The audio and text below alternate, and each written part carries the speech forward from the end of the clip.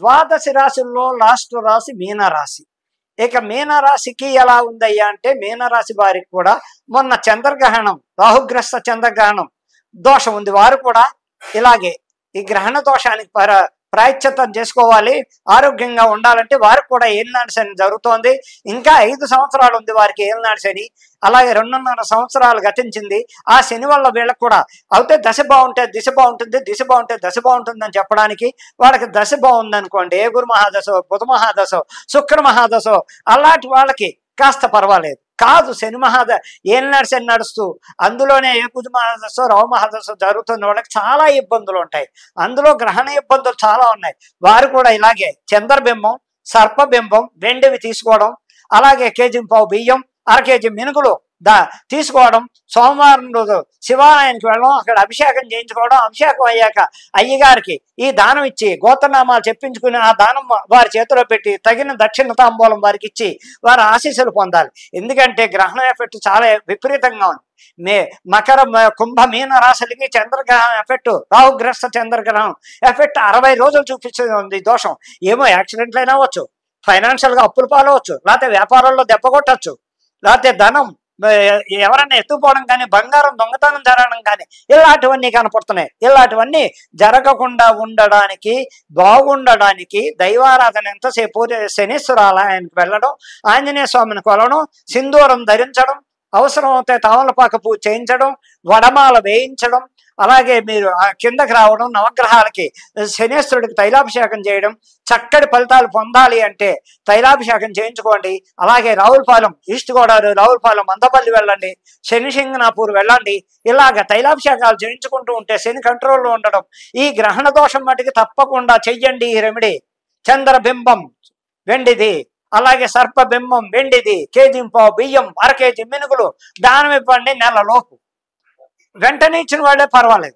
కొంచెం లేట్ అయిన వాళ్ళకి ఏదైనా ఇబ్బంది వస్తే నెలలోపు ఇచ్చేయడం వల్ల మీకు కూడా ఉపశాంతి అవుతుంది. గ్రహణ శాంతి వల్ల గ్రహణ శాంతి అవుతుంది. అక్కడ ఆ దోష పరిహారం కొంచెం తగ్గుతుంది. లేదంటే ఇబ్బందుల్లో పడతారు, యాక్సిడెంట్లు అవుతాయి. జాగ్రత్తగా ఉండండి, దైవాన్ని ఆరాధించండి. అదే రేవతి నక్షత్రం మీనరాశి వాళ్ళకి అధిపతి గురువు. వారు కూడా దక్షిణామూర్తిని, దత్తాత్రేయుడిని కొలవండి. ఈ శని పీరియడ్లో మీకు మంచి జరుగుతుంది, చెడు జరగదు.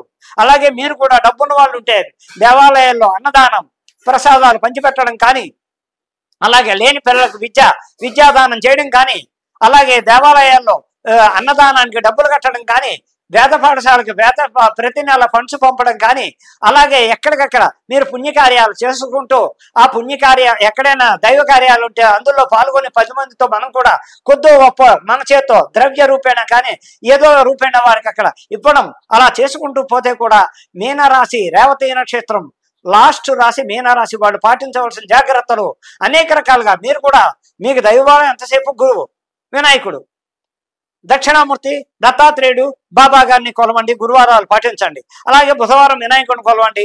మీరు కూడా ఆ దైవారాధన చేసుకోవడం వల్ల కూడా ఇంట్లో బాగా పారాయణ చేయండి. దక్షిణామూర్తి పారాయణ చేయండి, దత్తాత్రేయ పారాయణ చేయండి, సాయి చరిత్ర పారాయణ చేయండి.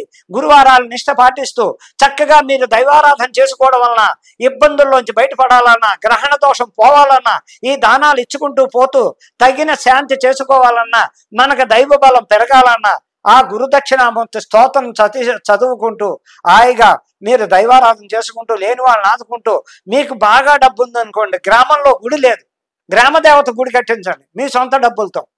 ఆ గ్రామదేవత గుడులు కట్టించడం వల్ల కానీ కొన్ని గ్రామాల్లో గుళ్ళు లేని వాళ్ళు ఉంటారు, లేకపోతే శివాలయం కట్టించండి. అలా ఒక్కొక్క ఆలయం లేని చోట మీ డబ్బున్న మీ గ్రామాల్లో మీరు దేవాలయ ప్రతిష్టాపన చేయించుకుని దేవాలయాలు కడుతూ ఉంటే కూడా మీ కుటుంబం వంశవృద్ధిలోకి వస్తుంది.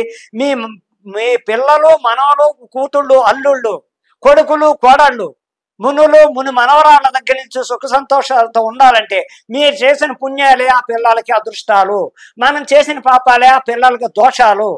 వారు వృద్ధిలోకి రారు. అర్థం చేసుకోండి, దైవారాధన చేయండి. చేతలైనంత మటుకి ఎవరికైనా దానం చెయ్యండి. ఉన్న దాంట్లోనే ఉన్నది చేయమని నేను చెప్పను, లేనిది అడుగు తెచ్చేమని చెప్పను. మనకున్న దాంట్లోనే 100 రూపాయలు ఉంటే 5 రూపాయలే దానం చేయండి పాపం. అలా అన్నదానం, అన్నశాంతి చాలా ఉత్తమైంది.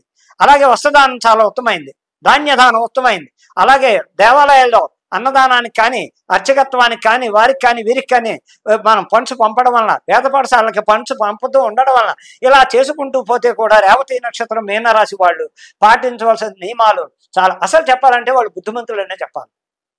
వారికి దైవబలం ఎక్కువగా ఉంటుంది, వారి దైవానుగ్రహం బాగా ఎక్కువగా ఉంటుంది, వారు దైవం బాగా నమ్ముతారు. లేని వాళ్ళకి పెట్టే గుణతత్వం ఉంది వారికి. వాళ్ళ దగ్గర డబ్బులు ఉంటే పాపం 50 రూపాయలన్న 5 రూపాయలని దానం చేసే గుణం ఉంది. అన్నం లేని వాళ్ళకి ఇంటికి తీసుకొచ్చి అన్నం పెట్టే గుణం ఉంది. వారికి దైవబలం కాపాడుతుంది. వారి దైవానుగ్రహంలో అనేక రకాల్లో ఏ దైవాన్ని నమ్మినా ఎలా నమ్మినా వారు ఎంతసేపు గురు దక్షిణామూర్తి బాగా కొలవండి, దత్తాత్రేయుని కొలవండి, సాయిబాబాని కొలవండి, అలాగే బుధవారం నాడు వినాయకుడిని కొలవండి. వినాయకుడికి కూడా మీరు బుధవారం వినాయకుడి గుడికి వెళ్ళి గరికా గడ్డి బెల్లం ముక్క ఆయనకి అర్పించి అర్చన చేయించుకోండి. మీ వంశం పైకి వస్తుంది. మీ ఇంట్లో ఇబ్బందులు తగ్గుతాయి. పెళ్లి కాని వారి పెళ్లిళ్ళు అవడం, సంతానం లేని వారికి సంతానం కలగడం, విదేశం వెళ్ళని వాళ్ళు విదేశాలు వెళ్ళడం వలన అనేక రకాల సమస్యల్లోంచి బయటపడాలంటే ఈ విధంగా నేను చెప్పిన రెమెడీలు పాటించండి, దాన ధర్మాలు పాటించండి, పెద్దల్ని గురువుల్ని ఆరాధించండి, చక్కగా సంతోషంగా ఉంటారు. ఇంకా ఇంకా చెయ్యాలంటే మీ పిల్లల కోసం మీరు ఏదైనా ఇబ్బందులు పడుతుంటే, వారికి వివాహం కుదరకపోతే సుబ్రహ్మణ్యేశ్వరుడికి 7 మంగళవారం అర్చన చేయించండి, పాలతో అభిషేకం చేయించండి, పెళ్ళి అవుతుంది. మీ మీనరాశి వారి ఇంట్లో ఎవరైనా ఉద్యోగం లేని వాళ్ళు కూడా సుబ్రహ్మణ్యేశ్వరుని ఆరాధించండి. ఉద్యోగం లేని వాళ్ళు కూడా, పొల వివాదాలు కానీ ధన వివాదాలు కానీ ఉన్నవాళ్ళు కూడా సుబ్రహ్మణ్యేశ్వరుని ఆరాధించండి. మీనరాశి వాళ్ళందరూ కూడా ఇలా చేయడం వలన ఈ సుబ్రహ్మణ్యేశ్వరుని ఆరాధన కూడా మీ ఇంటికి ఎంతో ఉపయోగపడుతుంది. రోగాలు ఉన్నవాళ్ళు కూడా ఆరాధన ఎంతసేపు సుబ్రహ్మణ్యేశ్వరుని ఎంత ఆరాధిస్తే రోగాబాధల నుంచి బయటపడతారు. మంచం ఉన్నవాళ్ళు పైకి లేస్తారు, ఆరోగ్యంగా తిరుగుతూ ఉంటారు. పిల్లలు కూడా చదువుల్లో పైకి వస్తారు, వారికి పెళ్లిళ్ళు అవుతాయి. ఇంట్లో సుబ్రహ్మణ్యేశ్వర ఆరాధన వల్ల పెళ్లి కాని పిల్లలకి, ఆడపిల్లలకి వారు కూడా ప్రతి మంగళవారం సుబ్రహ్మణ్యేశ్వరుడు గుడికి వెళ్ళడం, పెళ్లి కాకపోతే అలాగే సుబ్రహ్మణ్యేశ్వర ఆరాధన చేసుకోండి. మంగళవారాలు పాలు పోయండి సర్పాలకి, మీకు కూడా తొందరగా పెళ్లి అవడం, సంతానం కలగడం జరుగుతూ ఉంటుంది. అందుకని అన్ని రాశులు, ద్వాదశ రాశులు వాళ్ళు పాటించవలసిన నియమాలు జాగ్రత్తగా పాటిస్తూ దైవారాధన చేసుకుంటూ మీరు నేను చెప్పిన విషయాలన్నీ అర్థం చేసుకుని నేను చెప్పిన రెమెడీలు పాటిస్తూ ఏ రాశికి ఆ రాశి వాళ్ళు చక్కగా ఉండండి, దైవారాధన చేసుకోండి, బాగుంటారని చెప్పడానికి ఆస్కారం.